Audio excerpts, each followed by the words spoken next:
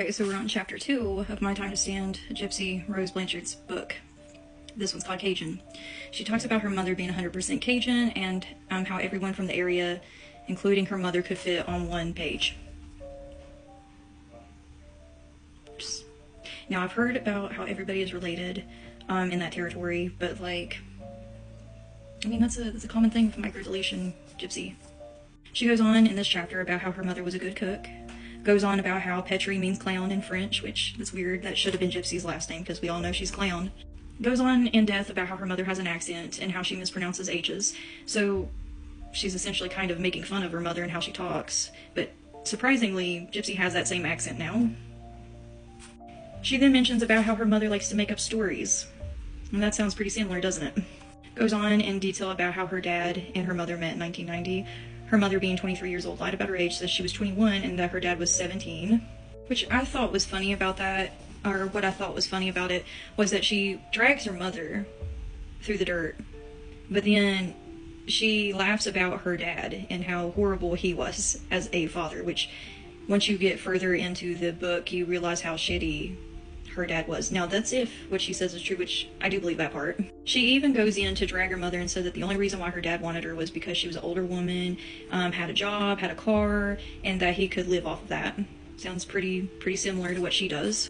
Another thing is very hypocritical about her is that she's talking shit about her mother, yet she was performing webcam shows for older men pretending to be a little girl and doing age play with grown men.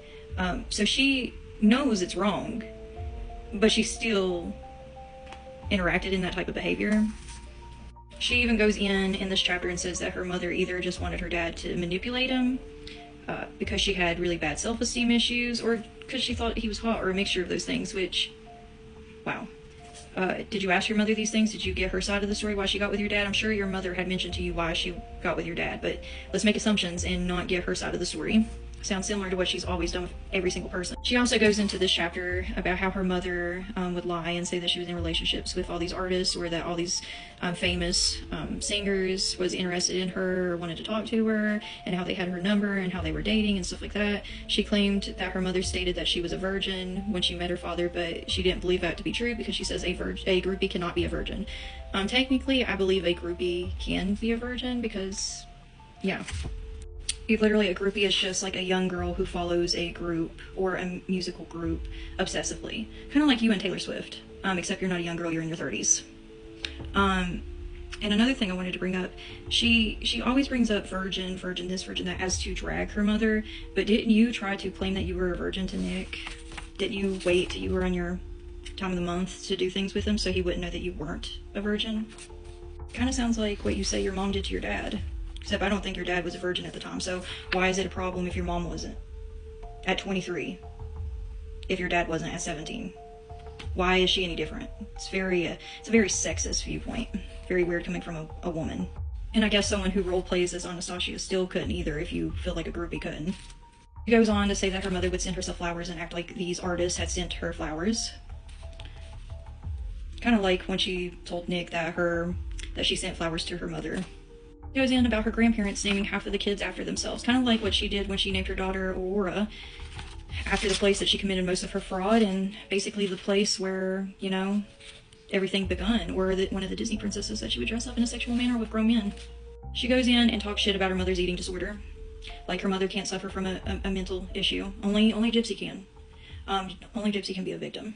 Talks shit about her mother and says that her mother tried to act like she was in all these pageants when she wasn't, that she was only in one pageant, and that's ROTC, and kind of drags her mother and acts like her mother wasn't beautiful or pretty or anything like that, and then tries to project it onto herself as a victim. And she tries to say that her mother just brought up all these pageant things or these pageant stories to make her feel bad because she didn't have teeth and all this. Maybe her mother was just sharing a happy moment in her life, and maybe her mother had self-esteem issues and just wanted to feel pretty. Gypsy claims that she dressed manly most of her life, but in a lot of interviews and everything, she tried to say that her mother would make her wear girly, like younger girl dresses and dress up as Disney princesses and stuff like that. So which one was it? Did you dress manly or did you dress up as a Disney princess? I'm kind of confused. She brings up the fact that her grandpa thought of her as his favorite because everyone just has to think Gypsy is their favorite. Brings up that that I guess a librarian or someone had found a book with Dee Dee's name on it that stated how to get pregnant. Gypsy, your mother is 23. She knew how to get pregnant. She didn't need a book to do that. Funny thing is, your dad had an affair with another woman, and that's where you have your half-sister that had only met you once. But Dee Dee is wrong for having sex, but your dad's not, for having multiple children with multiple women around the same time. She goes into detail about how her dad and her mom had only had sex 3 times, like, we all needed to know that, and why is this written in a book for your child? Why are these details that we need to know? Is this further dragging your mother, or do you want people to look at your mother like she's pitiful and an embarrassment, and that she's just a monster in her own being? She goes into detail, and this one is very disturbing, about how her mother and her dad's wedding went, like as it was a joke. She was talking about how her dad had wrecked the car, how he had lost the rings, how they had to go back and get the rings, how he had cheated on her mother with Christy at the wedding, or after the wedding. Like, her mother deserved it, because her mother trapped her dad. No, your dad took his penis out, lied to your mother about how you felt about her, and basically manipulated her and used her, like you do many others, for your self-gain. Her dad apparently is a shrimp fisherman.